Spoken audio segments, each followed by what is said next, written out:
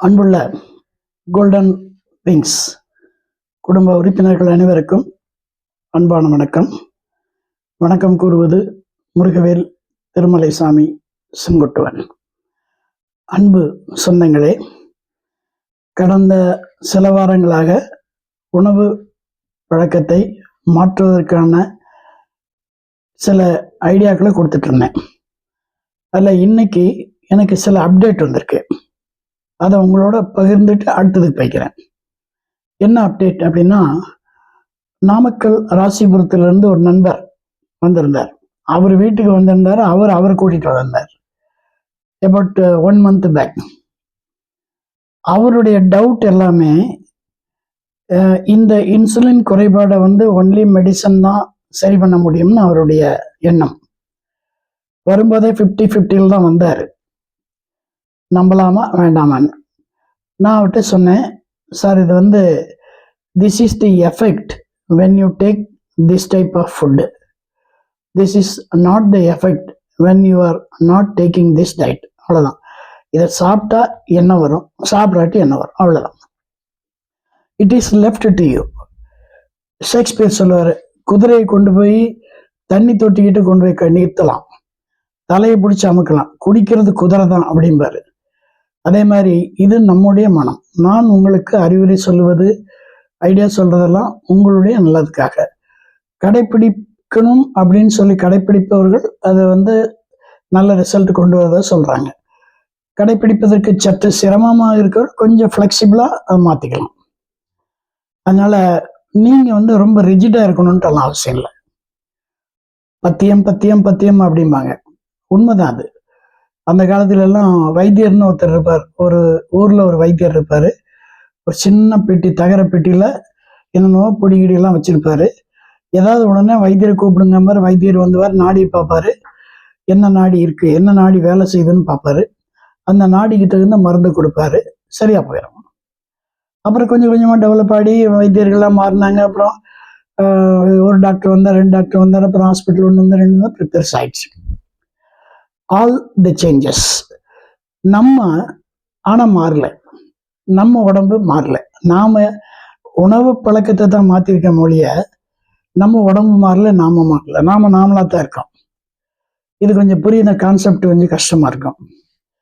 அன்னைக்கு என்னுடைய தாத்தா காலங்காத்தால எந்திரிச்சு 6 மணிக்கு பச்சை தண்ணியில குளிப்பார், நல்ல குளிர்ல. கண்ணாடி போட்டது கிடையாது. அவருடைய உணவு எல்லாமே கொழுப்பு தகுந்த உணவு. காலையில வந்தோடனே வீட்டுல செஞ்ச நெய்யில கருப்பட்டி போட்டு 1 ஸ்பூன் 2 ஸ்பூன் சாப்பிடுவாரு. நான் பக்கத்துல இருக்கும்போது எனக்கு ஒரு வாய் கொடுப்பார். அதான் எனக்கு கொஞ்சம் கொழுப்பு ஜாஸ்தி, பார்த்தாலே தெரியும் உங்களுக்கு. அதே மாதிரி அவர் நல்ல ஹார்ஸ் ரைடர் அவரு. அதனால குதிரை மாதிரி குலுங்கி குலுங்கி குலுங்கி குலுங்கி அவர் ஓட்டல உடம்புல அத்தனை தசைகளும் ஆட்டோமேட்டிக்கா வேலை செய்ய ஆரம்பிக்கும். வந்தோடனே கஞ்சி கலையத்துல நீராகாரம் கொடுப்பாங்க. அதை குடிச்சிட்டு அது உள்ள இருக்க சாதத்தை ஒரு பச்சை மிளகாய் கடிச்சிட்டு சாப்பிடுவார். நான் பார்த்துருக்கேன். சில சமயம் கேட்டிருக்கேன், தாத்தா எப்படி தாத்தா சாப்பிட்றேன்னு சொல்லி. அவர் சிரிச்சுவார், அடே இப்ப தெரியாது, அப்புறம் தெரியும். இதனுடைய எஃபெக்ட் இப்ப தெரியாது, பின்னால தெரியும்னு சொல்லுவாரு. எங்க அப்பா சொல்லுவாரு, சாப்பிடும்போது சாப்பிடு, நீ நினைக்கும் போது சாப்பிட முடியாதும்பாரு. கிடைக்கும் போது சாப்பிடு, சாப்பிடும்போது கிடைக்காது அப்படிம்பாரு. என்ன அர்த்தம்னா, நல்லா இருக்கும்போது நம்ம சாப்பிட்டுக்க வேண்டியதுதான்.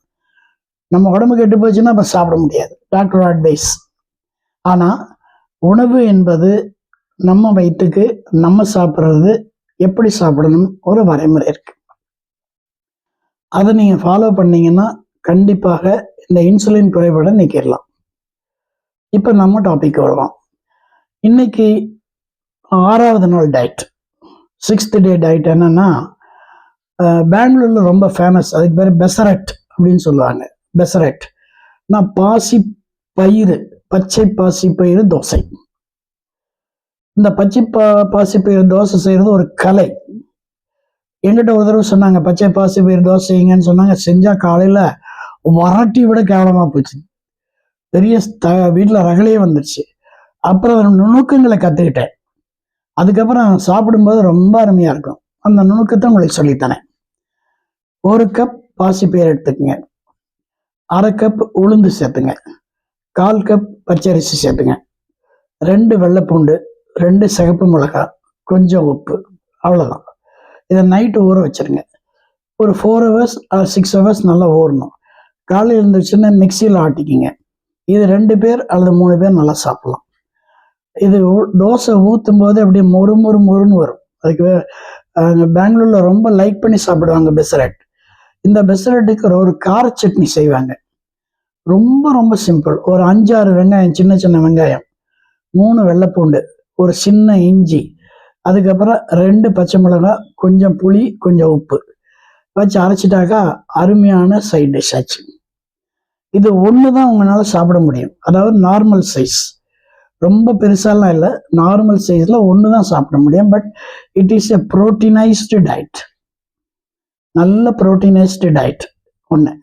அப்புறம் 11 o'clock இன்னைக்கு உங்களுக்கு ஒரு ஸ்பெஷலாக சூப் அட்வைஸ் பண்ணேன்னா, கேரட்டு முள்ளங்கி, ஒரு இவ்வளோ பெருசு கேரட்டு, இவ்வளோ பெருசு முள்ளங்கி, ரெண்டையும் போட்டு மிக்சியில் அடிங்க. மிக்சியில் அடித்து அந்த சாறு எடுங்க. அது கூட அந்த சாறு கூட எவ்வளோ வருதோ அது கூட 150 ml இருக்கணும் நம்மளுக்கு மொத்தம். ஒரு லெமன், கொஞ்சம் சால்ட்டு, கொஞ்சம் பெப்பர், அருமையாக இருக்கும். அந்த காரம், முள்ளங்கியினுடைய காரம், கேரட்டினுடைய இனிப்பு, லெமனுடைய புளிப்பு, உப்பு, அந்த இதெல்லாம் சேரும்போது ரொம்ப அருமையான டேஸ்டாக இருக்கும். இது 11 o'clock. இது என்ன செய்யணும்னா, முள்ளங்கி சிறுநீர் பையில்லாத கல் இருந்தால் கூட அதை கரைக்கக்கூடியதுன்னு சொல்லுவாங்க. அது ஒரே நாள்லாம் கரைக்காது, அந்த கதையெல்லாம் நம்பாதீங்க. நம்ம சாப்பிடும்போது சிறுநீர் பாதையை ஃப்ரீ பண்ணிடுது. சிறுநீர் தொற்று அது இருந்துன்னா சரி பண்ணிடுது. இது முள்ளங்கியோடது. கேரட் வைட்டமின் ஏ கொண்ட ஒரு காய். இது சுகர் பேஷண்ட் சாப்பிடக்கூடாதுன்னு சொல்லுவாங்க, அல்ல, இது நல்லா சாப்பிடலாம். கேரட்டு, இந்த முள்ளங்கி, உங்களுக்கு இந்த சூப் ரொம்ப நல்லா இருக்கும், இந்த ஜூஸ் ரொம்ப நல்லா இருக்கும். 11 மணிக்கு சாப்பிட்டுங்க. இதை நீங்கள் ஒரு பாட்டிலில் வச்சு கொண்டு போகலாம், கெடாது. 3 hours வரைக்கும் கெடாமல் இருக்கும், சாப்பிட்டுக்கலாம். மத்தியானத்துக்கு ஒரு ஸ்பெஷல் டயட் என்னன்னா, புரோக்கன் வீட் அப்படின்னு சொல்லி உடைச்ச கோதுமைன்னு கிடைக்கும். கோதுமை ரவையோட கொஞ்சம் பெருசாக இருக்கும். அது 1 கப் எடுத்துங்க. 2 கப்பு தண்ணி, 1 கப்பு பால் ஊற்றி வேக வச்சா அருமையாக கஞ்சி மாதிரி ஆகும். அதை நீங்கள் காலையிலே செஞ்சுக்கலாம். செஞ்சுட்டு ஒரு சின்ன பாட்டிலில் தயிர் எடுத்துக்க வேண்டியது. இதை எடுத்து வச்சோடனே இன்னொரு கப்பில் சட்னி ஒன்று செய்கிறீங்க. என்ன சட்னின்னா, கடலைப்பருப்பு சட்னி, புளி சட்னி. கடலைப்பருப்பு, புளி, எல்லாம் மிளகாய் எல்லாம் போட்டு வழக்கமாக செய்கிற மாதிரி ஒரு கடலைப்பருப்பு சட்னி. அப்புறம் ஒரு சின்ன கப்பில் பொடி பொடியாக வெங்காயம், பொடி பொடியாக பச்சை மிளகாய் நறுக்கி வச்சுக்கிங்க. இது மத்தியானம் இந்த கப்பில் இருக்கிற டம்ளர் ஊற்றி இந்த வெங்காயத்தையும் பச்சை மிளகாயும் சால்ட்டையும் போட்டு கலக்கி சாப்பிட்டுட்டு இந்த சைடில் சட்னி வச்சு சாப்பிடுங்க. என்ன அருமையான டயட் தெரியுமா? ப்ராமிஸாக சொல்கிறேங்க. சுகர் பேஷண்ட்ஸ் தயவு செஞ்சு இந்த ஃபைபரஸ் கண்டென்ட், இந்த உடைச்ச கோதுமை ரொம்ப ஃபைபர் உள்ளது, டைஜஷனுக்கு ரொம்ப நல்லா இருக்கும், சுகர் லெவலை மேலே கொண்டு போகாது. இதோட கிளைசமிக் இண்டெக்ஸ் 32 தான். அதனால் நீங்கள் தைரியமாக 1 கப் சாப்பிடலாம். அப்புறம் 4 மணிக்கு ஒரு ஃப்ரூட் எடுத்துக்கலாம். இன்சுலின்காரங்க தைரியமாக ஒரு ஃப்ரூட், ஒரு ஆப்பிள் சாப்பிடலாம், இல்லைன்னா ஒரு வெள்ளரிக்காய் சாப்பிடலாம், இல்லைன்னா ஒரு கொய்யாப்பழம் சாப்பிட, இல்லைன்னா உங்களுக்கு என்ன ஃப்ரூட் பிடிக்குதோ அந்த ஃப்ரூட் கொஞ்சம் சாப்பிடலாம். நைட்டு வழக்கம் போல் சப்பாத்தி. இன்னைக்கு செய்ய போகிற சப்பாத்தி எந்த சைட் டிஷ்ஷுமே இல்லாத சப்பாத்தி, அருமையான சப்பாத்தி. சப்பாத்தி மாவு பிணையும் போது கொஞ்சம் புதினா இலையை எடுத்து சாறு பண்ணி அந்த சாரை போட்டு சப்பாத்தியில் பிணைஞ்சி அந்த சப்பாத்தியை தேய்ச்சி போட்டு எடுத்திங்கன்னா புதினா சப்பாத்தி. அதுக்கு சைட் டிஷ் எதுவும் தேவைப்படலை. கூட வேணால் ஒரே ஒரு பச்சை மிளகாய் போட்டிங்கன்னா கொஞ்சம் காரத்துக்கு நல்லாயிருக்கும். இல்லை எனக்கு சைட் டிஷ் வேணும்னா ஆனியன், தக்காளி, இதை வச்சு சாப்பிட்லாம். இப்போ நமக்கு வேண்டியது வயிற்றுக்கு தான் உணவு, மனசுக்கு இல்லை. மனசு கேட்காது. மனசு அன்னபூர்ணாவோட நெய் ரோஸ்ட்டை நினைக்கும், பூரி நினைக்கும், பொங்கல் நினைக்கும். அது மனசு. இது உடம்புக்குள்ள உணவு. உடம்பு என்ன தேவையோ அது இது கொடுக்குறீங்க. இதே உணவை நீங்கள் கண்டினியூ பண்ணி உங்களுடைய இன்சுலின் லெவல் சரியாகவில்லை என்றால் நிச்சயமாக அது எங்கேயோ ஒரு ஆபத்து இருக்குன்னு அர்த்தம். என்னை பொறுத்த வரைக்கும் எங்கிட்ட போன அத்தனை அன்பர்களும் கிட்டத்தட்ட ஒரு 70% they are following their diet. அது எனக்கு ஸ்டாட்டிஸ்டிக்கல் டேட்டெலாம் தெரிஞ்சு வச்சு 30% கொஞ்சம் கொஞ்சமாக ஃபாலோ பண்ணுறாங்க. அவங்களும் இந்த ரிசல்ட் தெரிஞ்சிருச்சு, சுகர் லெவல் கம்மியாகுதுன்னு தெரிஞ்சிருச்சு அப்படின்னாக்கா ஆட்டோமேட்டிக்காக அவங்க இதுக்கு வந்துடுவாங்க. ஸோ எனக்கு 100% ரிசல்ட் வந்துடும். எப்பொழுதுமே எனக்கு 100% ரிசல்ட் தான் வரும், இதுலேயும் வரும், நான் நம்புகிறேன்.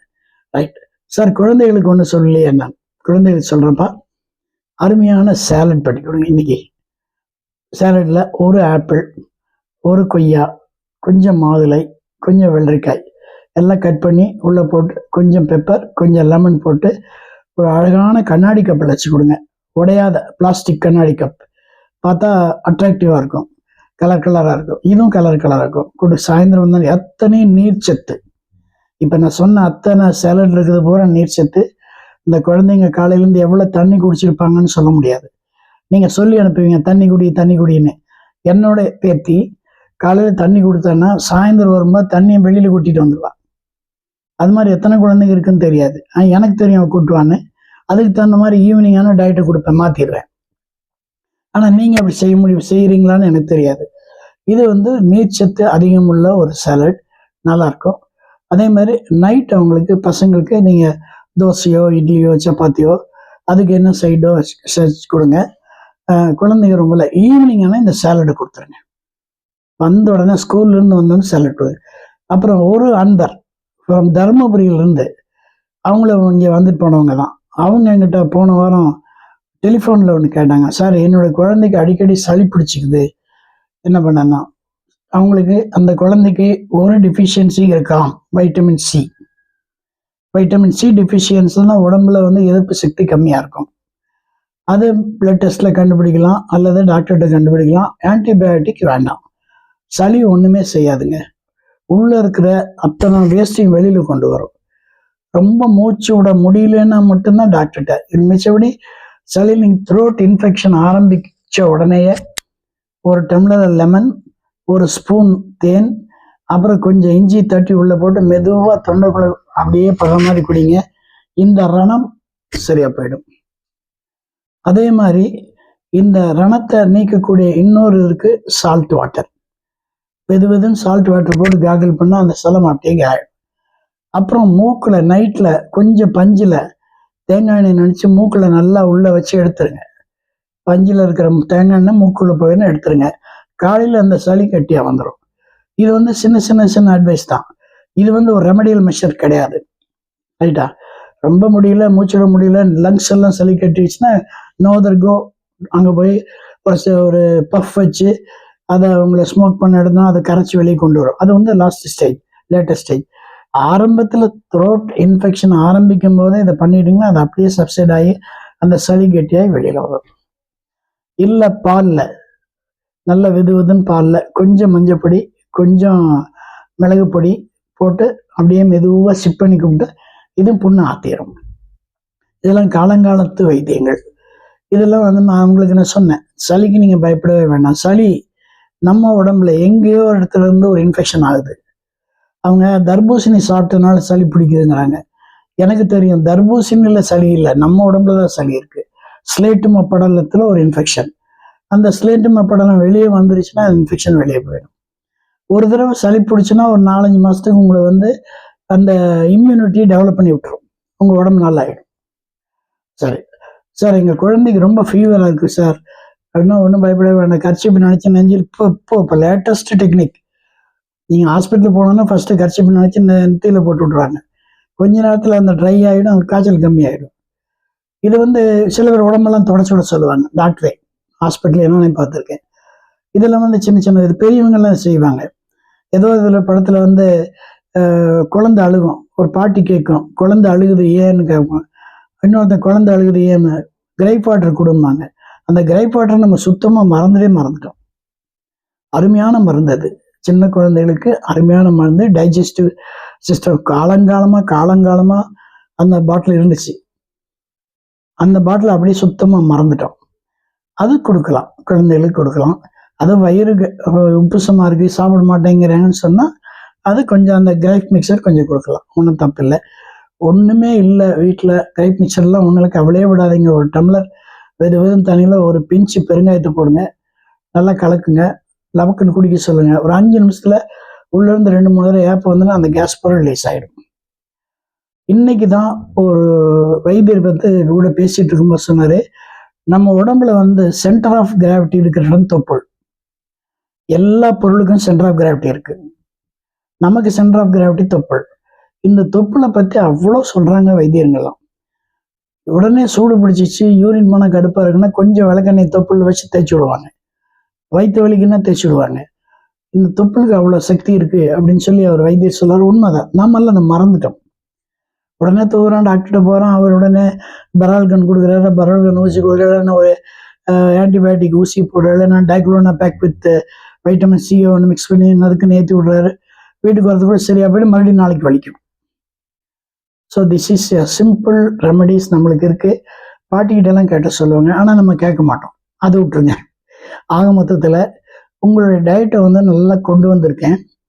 இப்போ எனக்கு சொன்னபடி நேற்று உங்கள்கிட்ட பகிர்ந்துட்ட மாதிரி இது ஒரு புக்லெட்டாக போட சொல்லி ஒரு நண்பர் என்கிட்ட கேட்குறாரு. ஒரு சின்ன புக்லெட் கையேடு மாதிரி போடுங்க அப்படின்னு சொல்லி. இது வந்து ப்ராசஸிங் ஆகிட்டு இருக்கு. ஆக்சுவலாக எல்லாம் போட்டாச்சு. ஒரே ஷீட் தான் வரும், பெரிய புக் மாதிரி வராது. ஒரே ஷீட்டு, டயட் ஷீட். அந்த டயட் ஷீட் நம்மகிட்ட வர்றவங்க கிட்ட கொடுக்குறேன். ஆனால் என்ன அப்படின்னா, உங்களுக்கு கொடுக்குற டயட் ஷீட் அவங்களுக்கு ஆகாது, அவங்களுக்கு கொடுக்குற டயட் ஷீட் அவங்களுக்கு ஆகாது. அவங்கள கம்ப்ளீட்டாக ஹிஸ்ட்ரி ஃபோரம் கேட்டுட்டு தான் டயட் ஷீட் நான் கொடுக்கணும். அவங்க 1.5 hours அவங்களோட பேசி அவங்களோட ஹிஸ்ட்ரி வாங்கி அதுக்கப்புறம் என்னோட டயட் ஷீட் நான் ஆல்டர் பண்ணி கொடுப்பேன். இந்த டயட் இது வேண்டாம், இது வேண்டாம். ஏன்னா சில பேருக்கு வந்து ஓட்ஸ் எல்லாம் சாப்பிட சொல்லி போட்டிருப்பேன். அந்த ஓட்ஸ் சில பேருக்கு ஒத்துக்காது. வாய்க்குள்ள போனேன்னு உமட்டிட்டு வரும். அப்போ அவங்க சொன்னாங்கன்னா, நேரில் இன்ட்ராக்ஷன் ஆகும்போது சார் எனக்கு ஓட்ஸ் ஆகாதுன்னா அதுக்கு ஆல்டர்னேட்டிவ் நம்ம கொடுப்போம். ஸோ நீங்கள் make use of the possibilities. அப்புறம் இன்னைக்கு வந்தவங்க இதே மாதிரி அன்னைக்கு எத்தனை தடவை சொன்னாலும் மறந்துடுறாங்க எல்லாரும். வரும்போது தயவு செஞ்சு ஒரு 80 பக்கம் நோட்டை கொண்டு வந்திருக்கு, 80 pages. அதில் நான் குறித்து கொடுக்குறது நீங்கள் எழுத வேண்டாம், நானே எழுதி கொடுக்குறேன். நீங்கள் அதை மட்டும் ஃபாலோ பண்ணால் போதும். அப்போ அந்த டயட் ஷீட் கொடுக்குறேன், அதை ஃபாலோ பண்ணால் போதும். எனக்கோ நீங்கள் நல்லா இருக்கணும், உங்களுடைய இன்சுலின் குறைபாடு நிவர்த்தி ஆகணும்னு சொல்லி ரொம்ப ஆர்வமாக இருக்கேன். நீங்களும் அதே ஆர்வத்தை காட்டுவீங்கன்னு நம்புகிறேன். நன்றி, வணக்கம்.